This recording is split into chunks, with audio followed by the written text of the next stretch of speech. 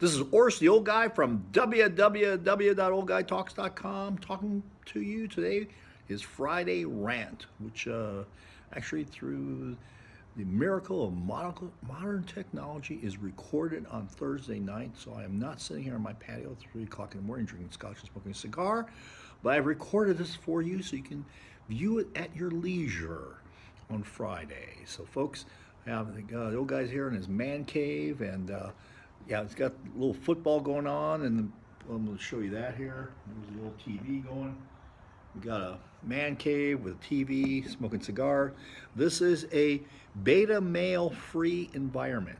No beta males allowed, and by that also exclude any feminazis. So let's get at it, folks. Today, Hilary and her henchmen. Is it sexist to say henchmen? Should I say hench persons? Okay, we can say hench persons. Are they're trying to create a constitutional crisis and steal this election, and it all has to do with Hillary and her Trump derangement syndrome, which is a little bit of political hypochondria, not hydrochondria, hypochondria. Yes. So folks, she can't accept that she lost, that people don't like her, that they really don't like her. And the blaming target just moves. It moves from one thing to another. I mean, first it was James Comey. And I got to tell you, Hillary, James Comey did not tell you to set up that server in your office so you could launder money for the Clinton Foundation. He didn't do that. You did it yourself. You got caught. You got caught big time. And that was the first week. And then later on, it was fake news. Now, fake news, that's a new regressive term that's being used, and they really come up with a good word. I gotta say, they're better than us conservatives with coming up with these words like fake news. We gotta get better in that whole department. Well, there isn't a bigger purveyor of fake news than you are, Hillary. I mean, first of all, let's start off with that you were named after Sir Edmund Hillary who climbed Mount Everest, except the problem was that you were already born, and he climbed Mount Everest after you were born. And then there's the whole thing about landing in Bosnia under sniper fire. Well, that wasn't very, very true. There's the whole Benghazi deal, where he said it was caused by a video, and you let Chelsea and a few other people know via email. You can control that email. You should just, what? I think you should just take away your email account or have people monitor you before you get on. Yeah, to let them know that it wasn't because of the video, and it's just really, it's kind of sad because you just keep on lying and you keep on giving away. Here you go, folks. I got my teleprompter 0.1 version. It's called, in the old days, it used to be called talking points or talking notes.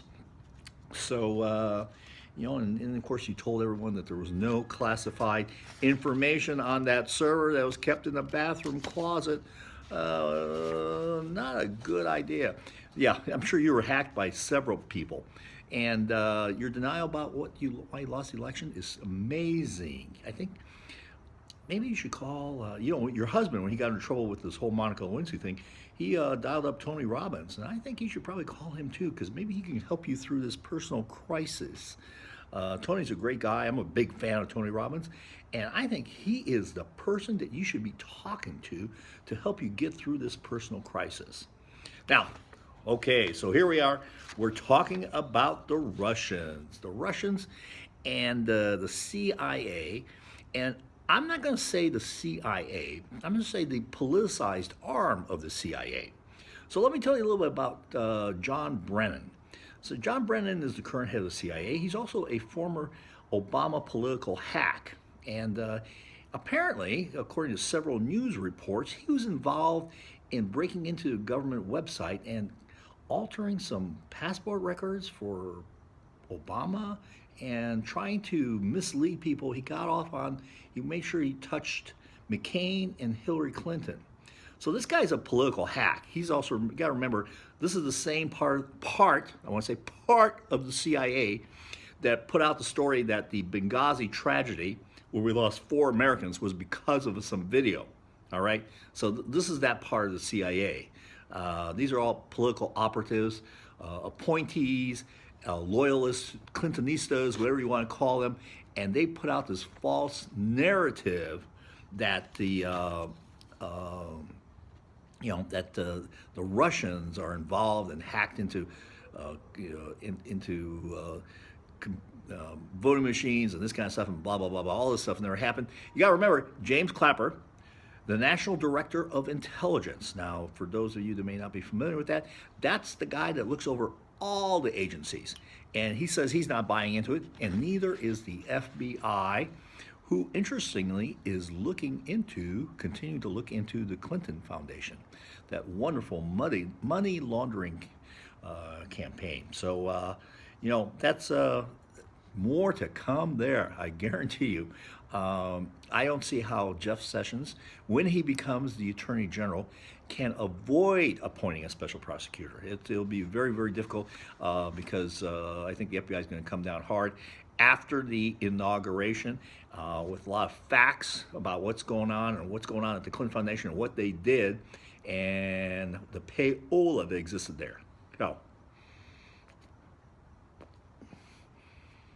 So the Clintonistas with Podesta trying to steal the election in the Electoral College. It's going to be a fruitless attempt. It's irritating to have to watch it after they lectured Trump on saying that he may not accept the results of the election. Well, I guess you guys are having a little problem about accepting the results of this election. It ain't going to change. I think it's going to turn out all good. There's a big enough margin. There's going to be a few defectors here, a few people that are not going to fulfill the obligation to the American voter, but that doesn't matter. It'll all turn out okay. As far as the Trumpster's picks for his cabinet, I'll tell you, I'm really happy. There's lots of boo-hoo crying, especially EPA, a few other things. Trump promised change, and that's what we're getting. We're getting a change master. And it's going to be tough because this inbred bureaucracy is going to be highly resistant to the changes that we need to have to make it functional again. And but I think he's hired the right people, tough people. The Secretary of State position, I'm holding my judgment on that one. Not that anybody's listening, but I'm holding my judgment on that one because in the past the Trumpster has done very, very well, and I expect that the President-elect Trumpster.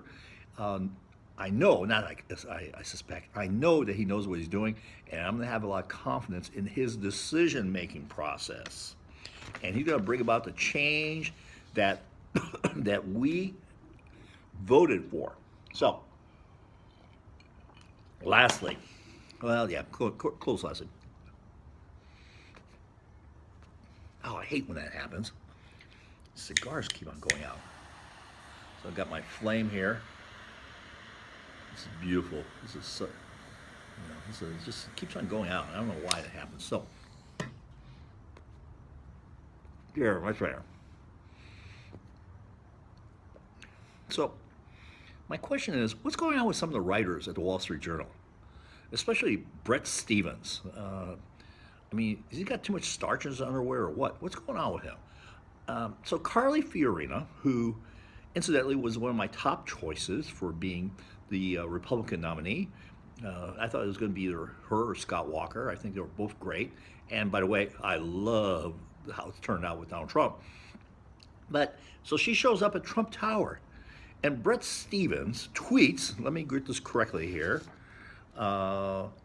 she is a poor example to women by kissing up to Trump. Really? Is that what you meant to say? What a cuck. Really. That's totally inappropriate. Listen, Ted Cruz went there, Mitt Romney, a whole bunch of other people that had lots of nasty things said about them and went there because they understand that one, President-elect Donald Trump will be the next president of the United States. And there, they also believe in a lot of his agenda. Now, there was a lot of nasty things said during the campaign, and but to say that Carly Fiorina is a bad example for women, Come on. Come on. I can't believe that. That's horrible. Is Ted Cruz a bad example? Was Mitt Romney a bad example for going to Trump Tower along with everyone else? No. No, no, no, no, no. They're fine. They all understand. They're all adults. They know that politics is a rough game. It's a blood sport. And they can pick themselves up because they're strong people and go in there and be productive and help with the agenda. And I think Carly Fiorina, I hope she gets a spot in the Trump administration because I think she'd be a great addition to the cabinet or some cabinet level post. So Brett Stevens, I mean, what's wrong with you? What's wrong with your thinking? I mean, it's like, have you been hanging around with George Will from, I mean, my gosh, another never Trump person, or Bill Kristol, all those people that are totally irrelevant now. They're totally gone. So, adult, you gotta be adult, grow up. So, folks, this is Oris the Old Guy. This is all I gotta say tonight.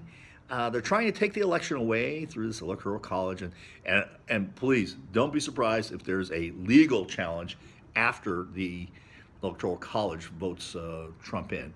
So it's not over. These guys are gasping, last desperate attempt. So it's not over. So that's a scoop.